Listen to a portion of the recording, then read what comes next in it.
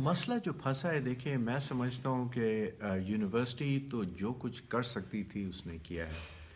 Chairman H E سی جب university میں آئے، اور یہ صرف 2 دن پہلے کی بات ہے، اسٹوڈنٹس کے 13 ڈیمانڈس تھے، موسٹ آف دم کا ایک فائنینشیل امپیکٹ تھا۔ مثلاً انہوں نے کہا مزید بسیں ہونی چاہیے، انہوں نے کہا ہاسٹلس کی فیسلٹیز میں امپروومنٹ لائی جائے، ان کے جتنے بھی ایشوز تھے اس میں کاسٹ آ رہی تھی۔ چیئرمین ایچ ای سی نے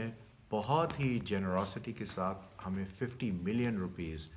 اسٹوڈنٹس کے ان پرابلمس کو حل کرنے کے لیے آفر کیا، اور اسٹوڈنٹس نے اس آفر کو ایکسیپٹ بھی کر لیا،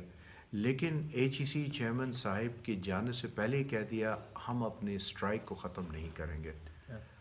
اور اٹ اپیئرز اتنی ان کی ہم نے ڈیمانڈز میٹ کر لیں، بٹ ان کا اصل ڈیمانڈ صرف ایک ہے،